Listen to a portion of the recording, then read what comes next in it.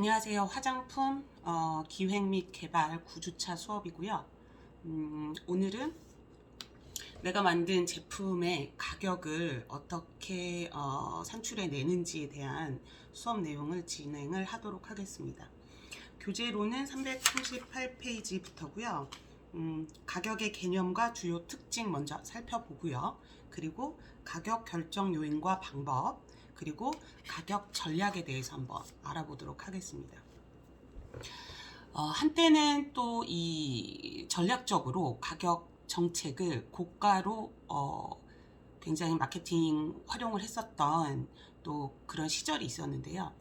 최근에는 1인 가족이 늘고요. 그리고 결혼을 안 한 사람들이 많아서 음식 아니면 식료품 이런 것들도 굉장히 1인을 위한 그런 그 마케팅들이 많이 있고요.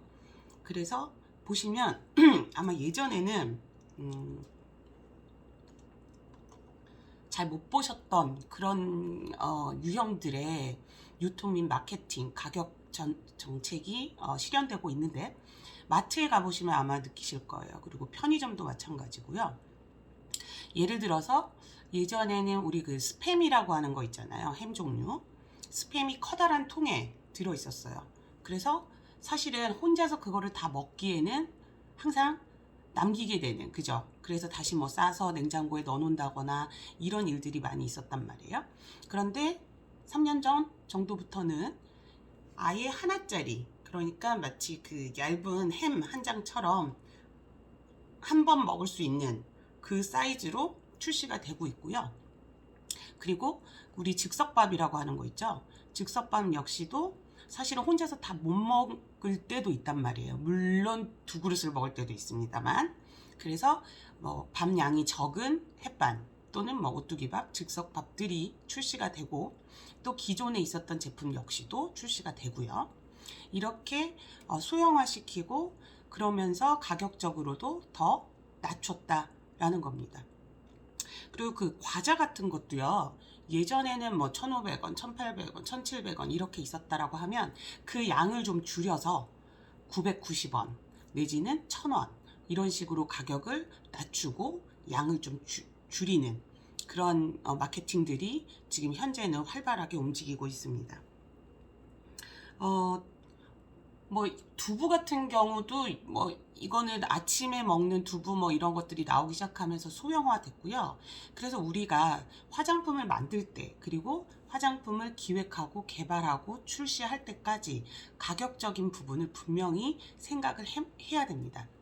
만약에 1인 가족이 아닌, 핵가족이 아닌 대가족이었다라면 그렇게 한 번 먹을 수 있는 스팸이나 아니면 양을 줄인 과자 내지는 뭐 즉석밥 이런 것들은 아마 출시가 되지 않았겠죠. 그런데 시대가 점점 흐르면서, 그리고 그런 시대의 경제적인 것을 반영한 제품들이 출시가 되고, 그런 제품들의 가격이 책정이 되게 되는 겁니다.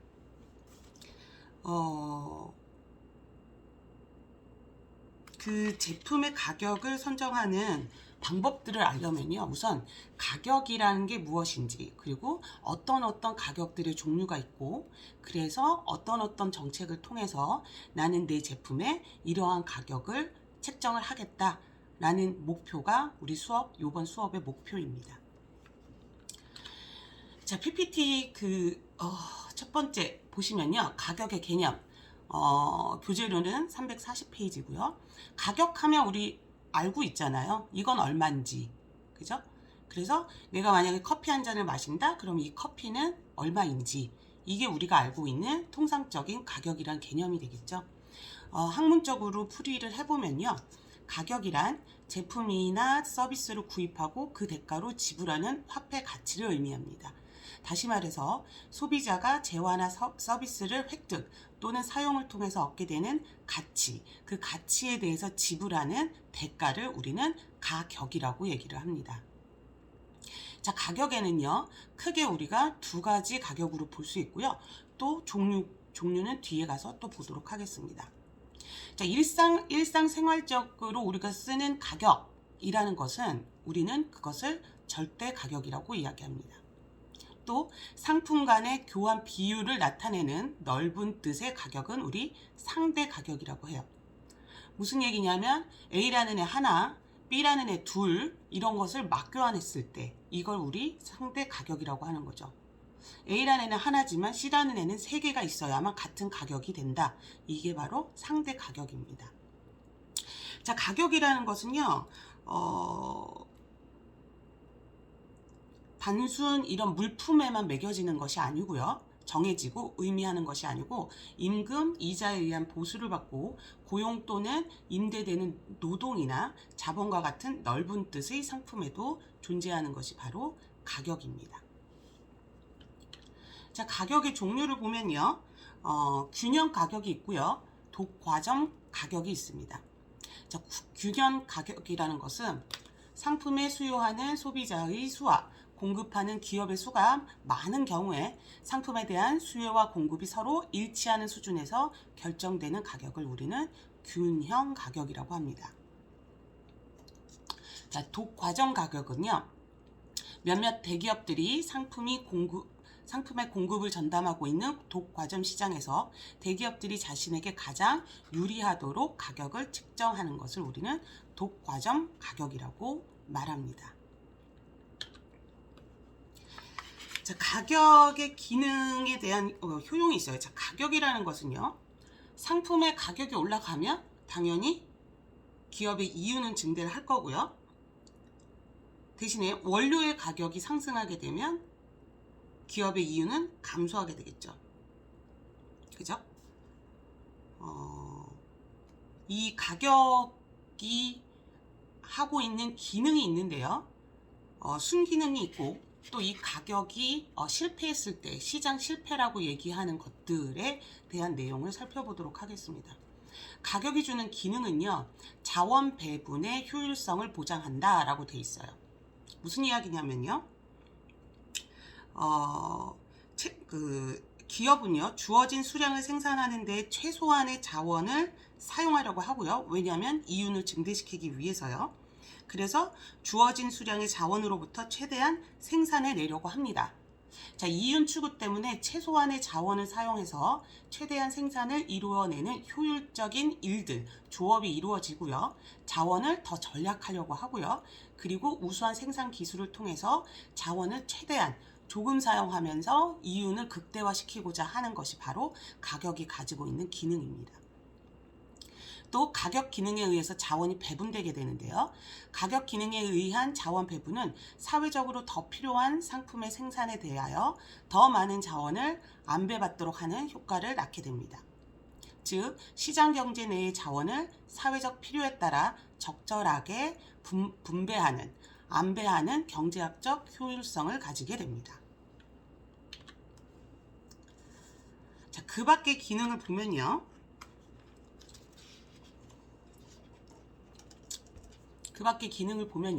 개별 경제활동의 자유를 보장하면서도 사리를 추구하는 경제 주체들로 자발적 사회적 필요를 충족시키는 방향으로 행동하도록 유도하게 하는 것이 바로 가격의 기능입니다. 국민 경제의 자원을 최대한 절약하는 국민 경제 생활을 실현시키게 되고요. 이러한 누가 시키지 않아도 스스로 기업 간에 또 수요와 공급이 잘 어우러지면서 순탄하게 시장이 형성되고 가격이 책정되는 것을 우리는 아담 스미스의 보이지 않는 손이라고 얘기를 합니다. 손으로 하지 않는 거죠. 보이지 않는 손에 의해서 움직이고 있다라는 이야기입니다. 자, 하지만 그렇다라면 우리가 생각했을 때 가격이라는 것이 존재한다라면 시장은 굉장히 유동성 있게 잘 움직여줘야 하는데 그렇지 않은 경우들이 있습니다. 자, 그것을 우리는 시장의 실패라고 하는데요. 시장 실패란 경제활동을 자유시장 기구에 맡길 경우에 효율적인 자원 배분 및 균등한 소득 분배를 실현하지 못하는 상황을 우리는 시장 실패라고 이야기를 합니다.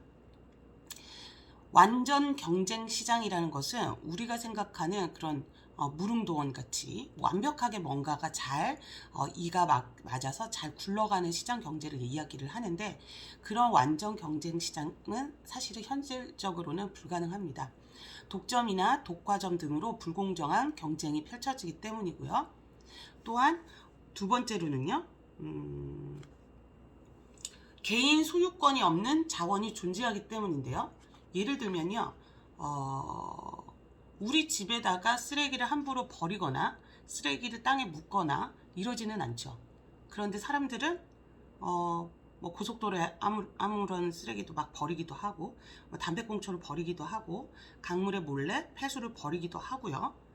그래서 이러한 강물이나 고속도로와 같이 개인 소유권이 없는 자원이 있기 때문에 시장 실패로 갈 수도 있다라는 이야기입니다.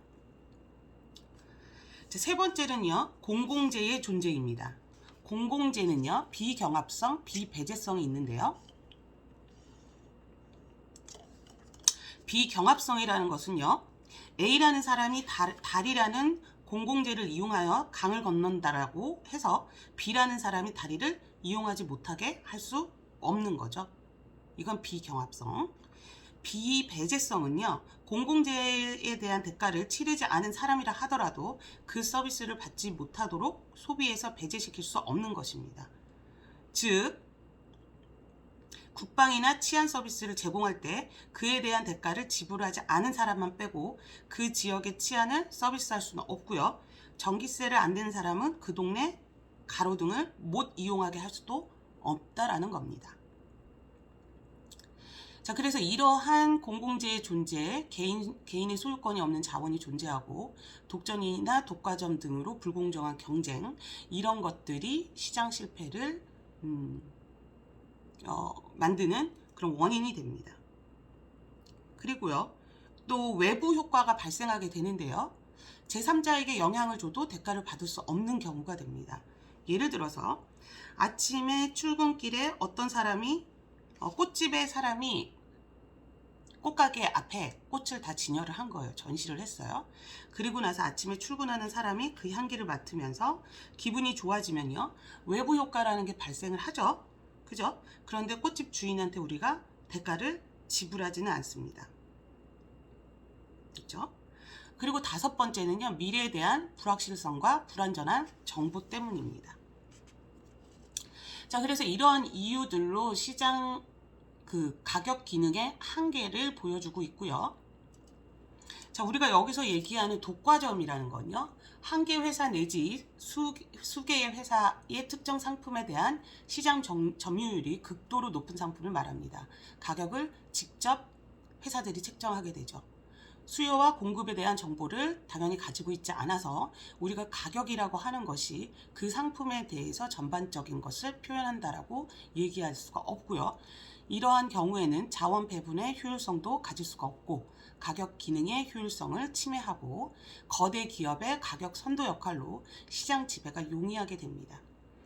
그러니까 이러한 독과점 기업들이 가격을 책정하고 그리고 그 가격대로 선도해 나가기 때문에 어떠한 시장 경제나 아니면 가격 책정이 무용지물이 된다라는 이야기죠. 자, 가격 기능은 단기적으로 개인별 부위 분포가 주어진 상태에서 자원을 효율적으로 배분할 뿐 결코 불평한 부의 분포를 시정하는, 수정하는 그런 기능을 발휘하지는 못합니다. 그래서 가격 기능 하에서의 부의 분포는 장기적으로 공평한 방향으로 변할 수 있고요. 또는 불평등이 심화될 수도 있습니다. 하지만 처음부터 개인별의 부의 분포가 심한 불평등이면요, 어쩔 수 없이 부익부, 빈익빈으로 불평등이 더욱 심화되게 됩니다. 예를 들어서 자본을 처음 많이 가지고 있는 사람은 대량 생산이 우선 가능하겠죠. 그래서 그러한 자원들을 아주 효율적으로 생산을 해내고 대량 생산을 통해서 더 많은 이윤을 우리가 취할 수가 있게 되겠습니다. 하지만 적은 자본을 가지고 있는 사람은 소량 생산밖에 할 수 없기 때문에 생산량 자체도 적고 따라서 이윤 자체도 적게 되죠. 이런 처음 시작의 그 부의 시작이 다르게 됐을 때, 그 부의 그 차이가 심하게 됐을 때는 어쩔 수 없이 큰 부를, 처음에 넉넉한 부를 가지고 있었던 기업이나 사람들은 더 많은 부를 축적할 수 있을 것이고, 반면에 그렇지 않은 사람은 처음 부를 많이 가지고 있었던 사람 대비 그만큼의 이윤을 취하지 못한다라는 얘기입니다. 그래서 공평성에 역시 문제가 있을 수 있습니다.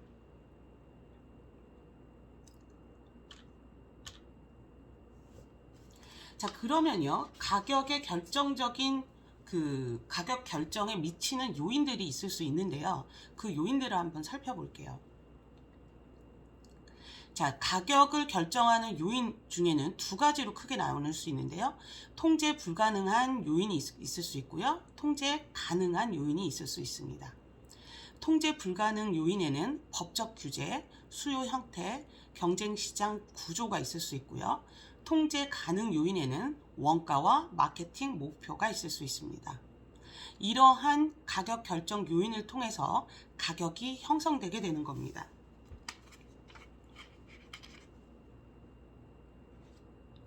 자, 우선 통제 불가능 요인을 한번 살펴볼게요. 통제 불가능 요인 중에 법적 규제라는 게 있습니다. 정부의 법적 규제인데요. 정부의 법적 규제는 기업의 제품이나 서비스의 가격 결정에 영향 요인에 있어서 결정적으로 중요합니다. 예를 들어서 정부의 규제, 부동산 규제에 의해서 양도세 또는 특별소득세 이런 것들이 있을 수 있죠. 그래서 이윤을 많이 취한 기업을 통해서 세금을 통해 그 세금을 통해서 혜택을 받지 못하는 사람들의 암 조기 검진 아니면 금연 클리닉 지원 이런 것들을 통해서 우리가 부를 조금 공평하게 나누고자 하는 것이 있죠. 따라서 이 법적 규제는 우리가 통제 불가능한 가격 결정 요인이 됩니다. 자, 부동산 같은 경우도요. 예를 들어서 여러 가지 많죠. 특정 지역을 거래할 수가 없게 규제를 만든다거나 아니면 양도세 좀 전에 말씀드렸던 것처럼요. 이런 것들을 통해서 가격을 우리가 결정할 때 우리 스스로 결정할 수 없는 그런 요인들이 됩니다.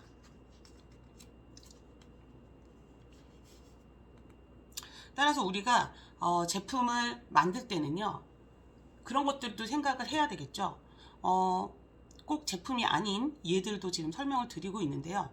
부동산을 구매를 할 때, 매입을 할 때 이것에 대한 양도세가 어느 정도인지 우리가 미리 파악을 하고 집을 구매를 하는 것처럼 제품을 우리가 만들 때 역시도 법적인 규제가 있는지 없는지 정부의 정책이나 규제가 미칠 영향을 파악을 해서 제품 가격 책정에 반영을 해야 되겠습니다. 자, 그리고요. 마케터, 그러니까 이렇게 화장품을 기획하고 개발하는 사람들은요. 또 한 가지 생각하고 가격을 결정해야 하는데요. 수요의 법칙입니다. 자, 수요의 법칙이라는 것은요. 제품의 가격이 낮을수록 소비자의 제품 구매량은 증가한다는 의미를 둡니다. 상품에 대한 수요량은 그 상품의 가격이 상승하면 그 수요는 줄고요. 가격이 하락하면 수요는 증가한다는 것을 의미를 합니다. 그런데요, 이 수요의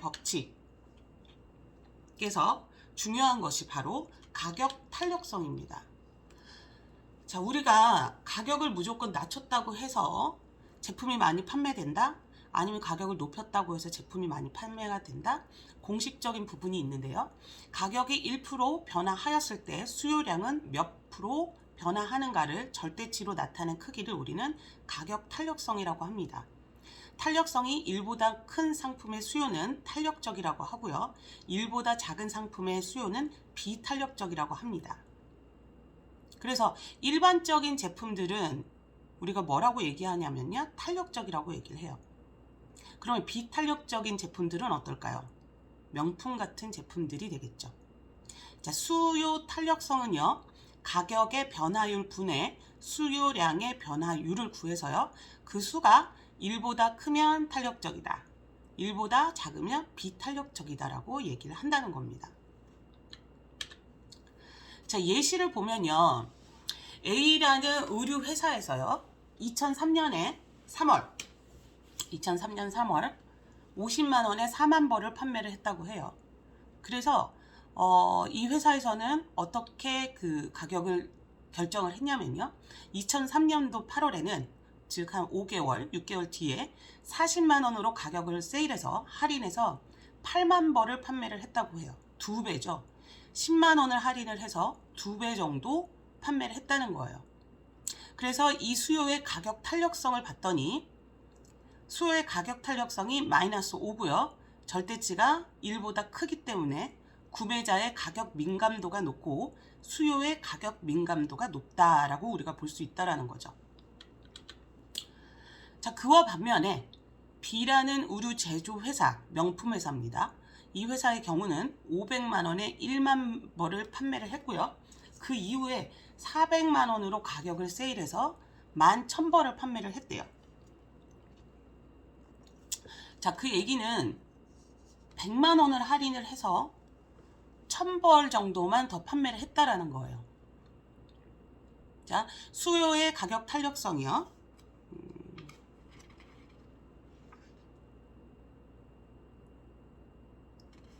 수요의 가격 탄력성이 마이너스 0.5이므로 절대치가 1보다 작아요. 구매자의 가격 민감도가 낮고 수요 가격 민감도가 낮다. 즉 가격의 하락만큼 수요가 증대하지 않아서 총 수익이 감소했다라고 볼 수 있다라는 거죠.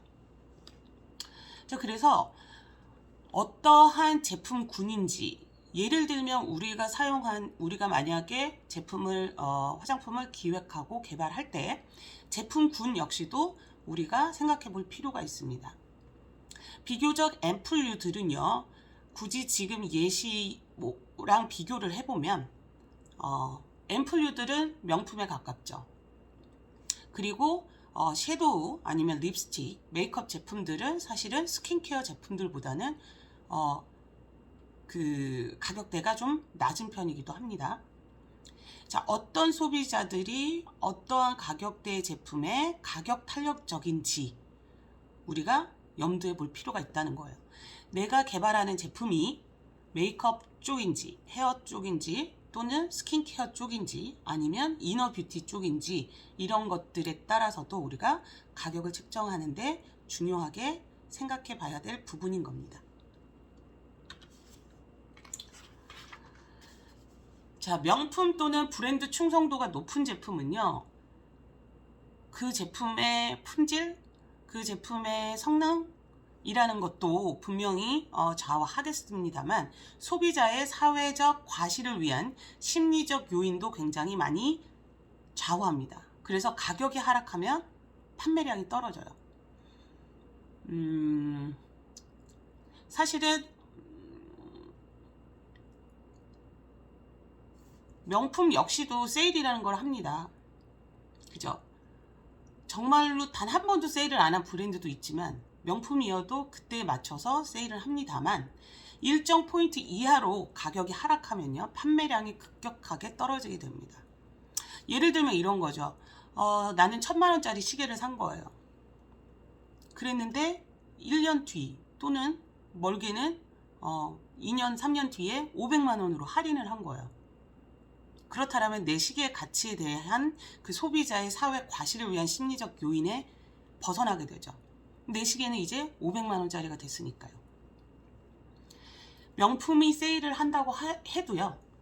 1000만 원짜리 시계를 500만 원에 할인하진 않습니다. 하지만 우리가 먹는 우유, 우리가 먹는 라면 이런 것들은 50% 할인을 하기도 해요.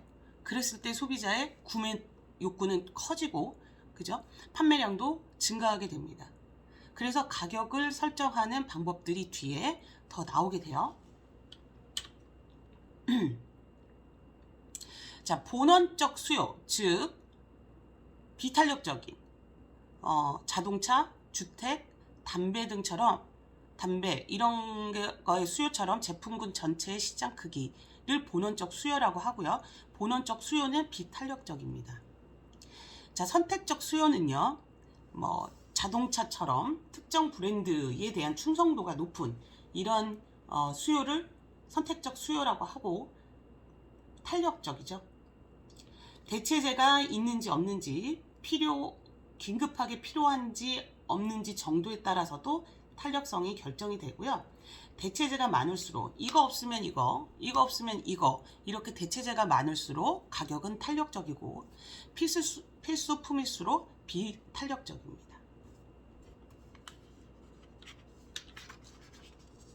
자, 그래서 그 가격의 가장 기본적인 부분, 가격의 의미, 그리고 가격 기능에 대한 부분, 그 다음에 가격의 개념, 가격 기능의 한계 부분들을 우리가 한번 살펴봤습니다. 자, 다음 시간에 이어질 것은요, 가격 결정 요인과 방법에 이어진 내용들을 살펴보도록 하겠습니다.